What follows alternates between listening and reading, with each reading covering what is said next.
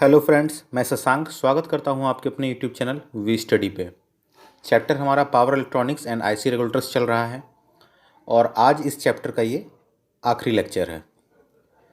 तो आज हम जिस टॉपिक के बारे में जानेंगे वो है 3 टर्मिनल्स आईसी रेगुलेटर्स। लेकिन उससे पहले चैनल को सब्सक्राइब कीजिए, वीडियो को लाइक कीजिए, ज़्यादा से ज़्यादा शेयर कीजिए। Thank you. तो क्या होता है 3 टर्मिनल्स आईसी रेगुलेटर्स? तो हम किसी भी आईसी को जो नॉर्मल यूज़ करते हैं उसमें 3 टर्मिनल्स होते हैं, जैसा कि मैंने इसे फिगर में यहाँ दिखा दिया है। 1, 2 और ये बीच में 3। ऐसा क्यों है ये बता रहा हूँ थोड़ा देर में। देखिए, 3 टर्मिनल्स रेगुलेटर को मोनोलैटिक रेगुलेटर भी कहा जाता है। मोनोलैटिक रेगुलेटर भी 3 टर्मिनल्स रेगुलेटर को कहा जाता है।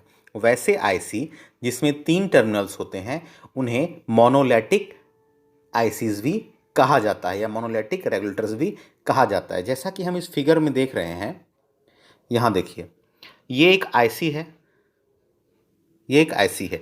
इसके 3 टर्मिनल को हम देख रहे हैं। पहले टर्मिनल में कैपेसिटर जुड़ा हुआ है और दूसरे में कैपेसिटर जुड़ा हुआ है और तीसरे को हम देख रहे हैं सिंपल अर्थ कर दिया गया है। ओके, तो पहला कैपेसिटर जो है हमारा, पहले टर्मिनल्स के बीच में इर्रेगुलर डीसी करंट दिया जाता है। डीसी इनपुट ये पहले टर्मिनल को दिया जाता है। दूसरे टर्मिनल से रेगुलर डीसी आउटपुट निकाला जाता है और तीसरा हमारा कॉमन है।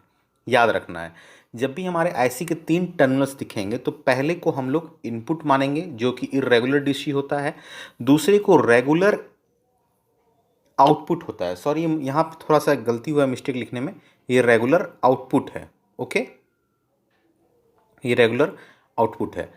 चलिए, अब यहाँ मैंने वैसे इसे डिफाइन कर दिया है 3 टर्मिनल्स के बारे में। पहला आपका है इरेगुलर वोल्टेज इनपुट टर्मिनल, जिसे हम वोल्टेज इन कहते हैं। दूसरा है हमारा रेगुलर वोल्टेज आउटपुट टर्मिनल, ये जो हमारा दूसरा है। ओके, और तीसरा हमारा कॉमन रहता है। ठीक है, अब इसमें याद रखने लायक बात यह है कि रेगुलर आईसी को 2 कैपेसिटर से संयोजित किया जाता है। जैसा कि हम इस फिगर में देख रहे हैं, यहाँ कैपेसिटर 1 है, यहाँ कैपेसिटर 2। इन्हीं 2 कैपेसिटरों से इसे संयोजित किया जाता है। पहला कैपेसिटर कहलाता है जो C1 हमारा है, ये इनपुट कैपेसिटर, और दूसरा आउटपुट कैपेसिटर। और एक जो बहुत ही इंपॉर्टेंट है, जो ऑब्जेक्टिव में अक्सर पूछता है एग्जाम में, उसे याद रखना है कि 3 टर्मिनल्स आईसी जो होते हैं उसके रेगुलर करंट का मान 100 मिली एम्पियर से लेकर के 5 एम्पियर तक होता है। 3 टर्मिनल आईसी द्वारा प्राप्त रेगुलर करंट का मान कितना होता है? 100 मिली एम्पियर से 5 एम्पियर, याद रखिएगा। चलिए, अब देखिए, एक आईसी के कनेक्शन को मैंने फिगर देके यहाँ समझा दिया है कि एक 12 वोल्ट का हमारे पास रेगुलर डीसी मतलब प्राप्त करने के लिए 7812 आईसी का प्रयोग किया जाता है। ये आईसी का कोड है, इसी के नाम पे आपको आईसी मार्केट में मिलेगी। अब जैसा कि हम यहाँ पे देख रहे हैं, ये एक 7812 आईसी है।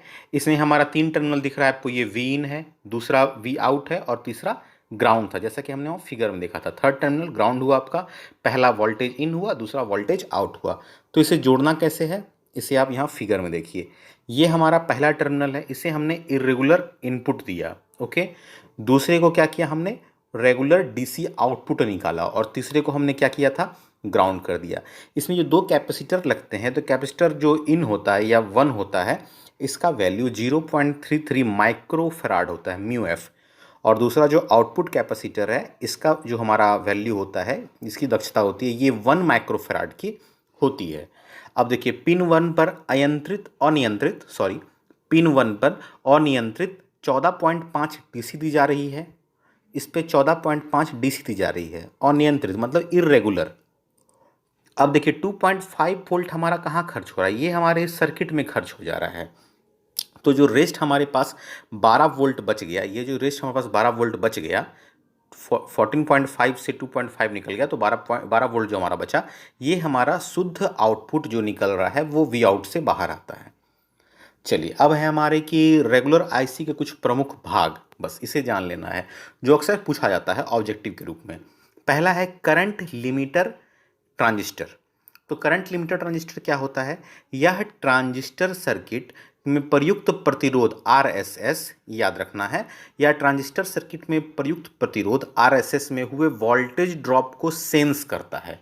सेंस मतलब किसी भी तरह से महसूस कर लेना कि आखिर डिवाइस को कैसे पता चलेगा कि सर्किट में वोल्टेज ड्रॉप हुआ है। उसे कौन सेंस करता है, उसे कौन महसूस करता है? ये करता है करंट लिमिटर ट्रांजिस्टर। ठीक है, चलिए। और जब भी हमारे सर्किट में शॉर्ट सर्किट का कंडीशन आता है, शॉर्ट सर्किट का कंडीशन आता है, तो ये करंट लिमिटर की तरह व्यवहार करता है। ये करंट को बिल्कुल लिमिट करने लगता है कि कम से कम क्षति हो। दूसरा हमारा टर्म है सीरीज पास ट्रांजिस्टर। क्या होता है ये? यह ट्रांजिस्टर आउटपुट पर रेगुलेटेड वोल्टेज प्रदान करता है। ये जो हमारे आउटपुट पर रेगुलेटेड वोल्टेज आता है, ये सीरीज पास ट्रांजिस्टर के द्वारा ही होता है। अब आईसी को याद रखिएगा, ये पूछेगा अब इसमें ट्रांजिस्टर कहाँ है, तो मैंने पहले ही कहा है आईसी क्या होता है। आईसी अत्यंत छोटे रूप में रसिस्टर, कैपेसिटर, ट्रांजिस्टर सब कुछ निहित एक पतला चिप होता है। ठीक है, तो सब इसके अंदर फिक्स है। चलिए, नेक्स्ट हमारा टॉपिक है एरर एम्पलीफायर। अब एरर एम्पलीफायर क्या होता है? यह IC 723, ये याद रखना, ये IC 723 के रेगुलेटर में कंपैरेटर की तरह कार्य करता है। कंपैरेटर मतलब तुलना करता है धारा के बारे में। ठीक है ना, कि इनपुट और आउटपुट में क्या तुलना सही है या फिर गलत आ रही है, जितना हम इनपुट दे रहे हैं उस हिसाब से आउटपुट निकल रहा है या नहीं निकल रहा है। ये कार्य एरर एम्पलीफायर का ही है। अब आता है zener diode. Zener diode IC 723 में रेगुलेटर द्वारा आउटपुट पर कांस्टेंट वैल्यू वोल्टेज प्राप्त करने के लिए प्रयोग किया जाता है।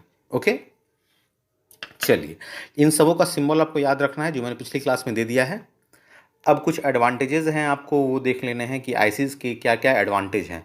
तो पहला एडवांटेज है कि रेगुलेटर आईसी के प्रयोग से रेगुलेटर सर्किट अधिक सरलता से प्राप्त हो जाता है। अब हम रेगुलेटर आईसी का प्रयोग कर रहे हैं, तो हमें पहले जो रेगुलेटर सर्किट बनाने के लिए लंबे लंबे मतलब सर्किट बोर्ड्स की ज़रूरत पड़ती थी, अब वो काम निपट गया है। अब छोटे से आईसी को ही लगा देने से हमारा पूरा रेगुलेटर सर्किट बन जाता है। दूसरा है, ये कम कॉस्ट के होते हैं। ये अप्रॉक्स आपको 5 से 10 रुपये में मार्केट में मिल जाएंगे। सोचिए कितना सरलता से प्राप्त होता है और कितने बड़े बड़े काम करते हैं। तीसरा है, इन आईसी के द्वारा प्राप्त रेगुलर आउटपुट बहुत ज़्यादा शुद्ध होता है। ये प्योर डीसी रहता है, ये प्योर लीनियर रहता है। ओके। चौथा है, 3 टर्मिनल आईसी या रेगुलेटर आईसी को हम बोलते हैं, को आसानी से परिपथ में संयोजित एवं विसंयोजित किया जा सकता है। जैसा कि आप देख रहे हैं कि एक आईसी है, उसमें 3 टर्मिनल हैं। पहला आपका इनपुट हुआ वोल्टेज, दूसरा आउटपुट हुआ और तीसरा कॉमन रहता है। तो बस हमें यही 3 टर्मिनल को किसी भी बोर्ड पे सोल्ड करना पड़ता है सोल्डिंग के द्वारा, या फिर उससे अलग करना पड़ता है खराब होने पे। कोई ज़्यादा झंझट नहीं है कि हाँ बहुत ज़्यादा एकदम उसे उखाड़ने में पूरा सर्किट बोर्ड टूट जाए, वैसा नहीं है। आराम से सोल्डिंग होता है, आराम से उखड़ता है। पांचवा है हमारा आईसी का जो प्रयोग हम करते हैं अपने सर्किट्स में, तो इसके कारण परिपथ का आकार काफ़ी छोटा हो गया है पहले के मुकाबले। पहले आप देखते होंगे कि हमारे यहाँ टीवियाँ होती थी, जो टीवी होते थे हमारे यहाँ वो काफ़ी बड़े बड़े आकार के होते थे। अब आप देखते हैं कि पतली सी एलईडी कहीं भी दीवार पर लटक जाती है। ओके, तो ये सब कैसे प्रयोग हो रहा है? ये सब इन्हीं आईसीज का कमाल है। ये आईसी ही जो है ये सर्किट को काफ़ी छोटा बनाते जा रहे हैं अब। ठीक है, चलिए आज के लिए हम इतना पे ही रखेंगे। नोट्स को तैयार करते रहना है, लॉकडाउन के बाद कोई बहाना नहीं सुना जाएगा। और फिर से एक बार चैनल को सब्सक्राइब कीजिए, वीडियो को लाइक कीजिए और ज़्यादा से ज़्यादा शेयर कीजिए। थैंक यू, शुभ रात्रि।